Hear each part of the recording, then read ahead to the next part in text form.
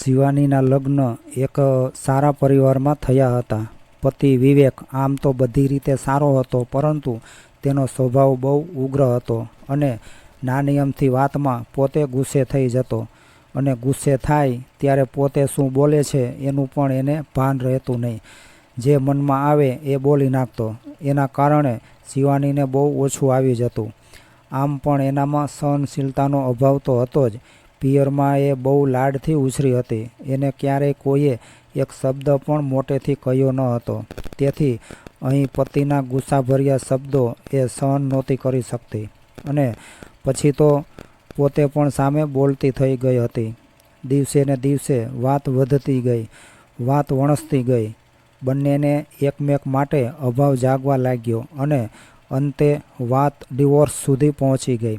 ઘરના બધા લોકોએ બંનેને સમજાવવાનો ખૂબ પ્રયત્ન કરી જોયો, પરંતુ બધું વ્યર્થ સાબિત થયું. અમને અમારી રીતે જીવન જીવવાનો હક છે. અમારા સ્વભાવનો મેળ 7 જન્મોમાં પણ નથી પડવાનો. એ એની રીતે ખુશી થાય અને હું મારી રીતે સુખી થઈશ. દલીલો થતી રહી. બંનેમાંથી કોઈ જરા પણ નમતું જોખવા માટે તૈયાર ન હતું અને અંતે એક દિવસ બંને કાયદેસર રીતે અને હંમેશને માટે છૂટા પડી ગયા. મનથી તો ક્યારના એ અલગ થઈ ગયા હતા, પરંતુ કાયદાની મોર બાકી હતી.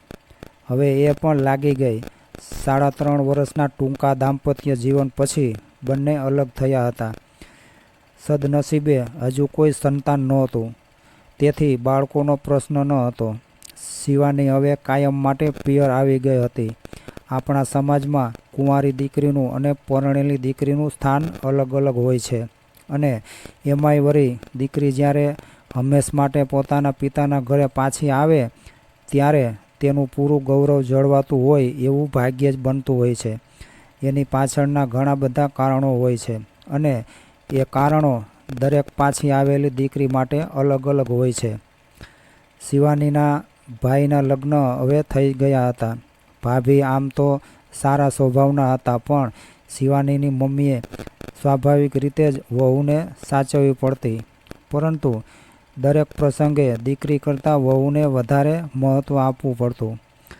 અત્યાર સુધી આ ઘરમાં હંમેશા શિવાનીની પહેલું મહત્ત્વ મળતું હતું, પરંતુ હવે સંજોગો બદલાઈ ગયા હતા. શિવાનીને એમાં પોતાનું અપમાન થતું હોય એવું લાગ્યું.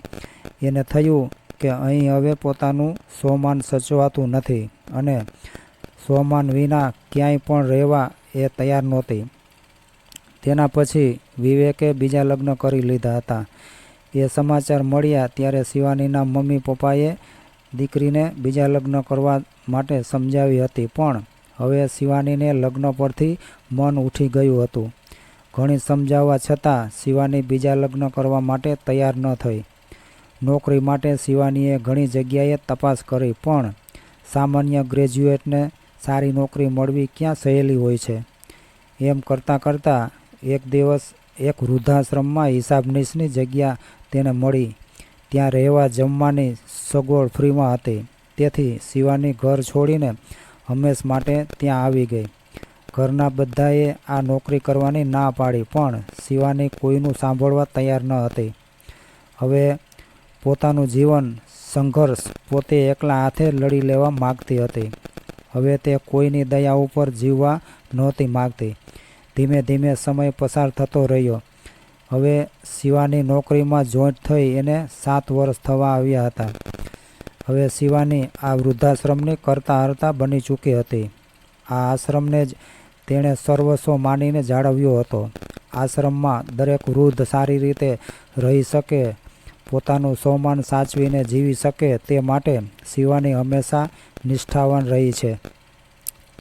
શિવાનીના પ્રયત્નોથી આ સંસ્થા સોળે કળાએ પાંગરી રહી હતી.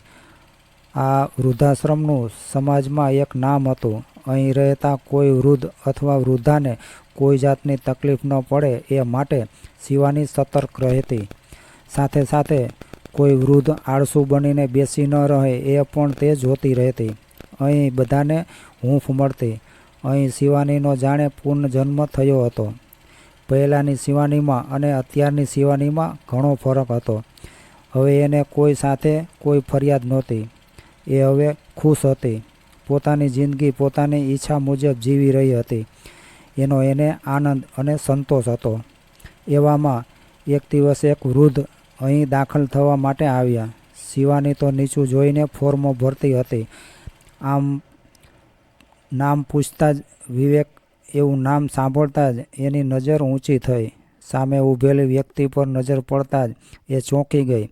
એની સામે એક વખતનો તેનો પતિ વિવેક હતો.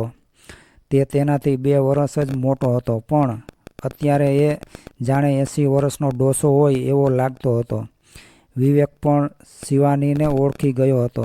તે સ્તબ્ધ બનીને શિવાનીને જોઈ રહ્યો, પરંતુ કશું બોલી ન શક્યો. તેણે ફોર્મ ભરીને શિવાનીને આપ્યું. વાતચીત પરથી ખબર પડી કે મોકલનાર એના સ્વભાવથી કંટાળીને દીકરાઓએ તેને ઘરમાંથી કાઢી મૂક્યો હતો. બીજી વારની પત્ની 2 વર્ષ પહેલાં મૃત્યુ પામી હતી અને હવે દીકરાઓ અને વહુ બાપને સાચવવા તૈયાર ન હતા. વિવેકભાઈ એ 2 હાથ જોડીને માફી માગી. શિવાનીએ ભૂતકાળની કોઈ વાત યાદ કરવાને બદલે અહીં શાંતિથી રહેવા કહ્યું અને પોતે ક્યારેક એની પત્ની હતી એ વાત હંમેશા માટે ભૂલી જવી પડશે એ પણ એને સમજાવી દીધું હતું. આશ્રમમાં આમ પણ બધાની કાળજી લેવાતી જ હતી. શિવાનીએ વિવેકની પણ પૂરી કાળજી લીધી, જેમાં અનાયાસે તેની જાણ બહાર થોડી ઘણી લાગણી પણ ભળી ગઈ હતી. વાંક ફક્ત પતિનો જ નહોતો, પોતાનો પણ હતો. એ વાત શિવાનીને અનેકવાર સમજાઈ ગઈ હતી. પોતે પણ ધીરજ નહોતી રાખી શકી, એની એને ખબર હતી. તેથી વિવેકનો એકલાનો દોષ નથી, એનો એને ખ્યાલ હોવાથી તેને ક્યારેક વિવેક ઉપર દયા પણ આવી જતી હતી અને કરુણા પણ ઉભરાતી હતી. આમ પણ અહીં રહીને બધાની કરમ કહાણી, દરેકની વ્યથા કથા સાંભળ્યા પછી શિવાનીનું દિલ વધારે લાગણીશીલ બન્યું હતું. અહીં આવ્યા હતા ત્યારથી વિવેકને તાવ, શરદી અને ઉધરસ ચાલુ જ હતી, પણ થોડી સંભાળ લેવાથી વિવેકની તબિયત ધીરે ધીરે સારી થવા લાગી. અહીંના વાતાવરણમાં એને સારું લાગ્યું.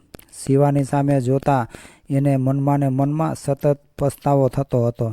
પોતે શિવાનીને અન્યાય કર્યો હતો એવો અપરાધ ભાવ તેનામાં અનેકવાર શિવાની સામે વ્યક્ત થતો હતો. શિવાનીએ ગઈ ગુજરી ભૂલીને નવેસરથી નવું જીવન શરૂ કરવા તેમને સમજાવ્યા હતા અને હવે વિવેકે પણ ફક્ત અહીં રહેવાને બદલે બધાની સંભાળ રાખવાના કામમાં જોડાઈ ગયા.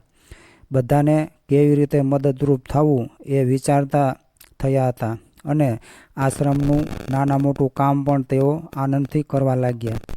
શિવાનીના કામનો ઘણો ભાર એમણે ઉપાડી લીધો હતો. એ હવે સાવ બદલાઈ ગયા હતા.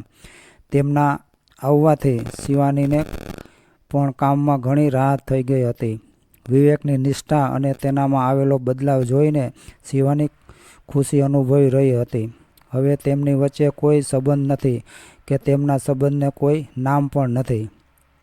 મિત્રો, આ વિડીયો તમને ગમ્યો હોય તો લાઈક કરો, શેર કરો, કોમેન્ટ કરો અને ચેનલને સબસ્ક્રાઈબ કરી તમારા ભાઈને સપોર્ટ કરો. જય દ્વારકાધીશ.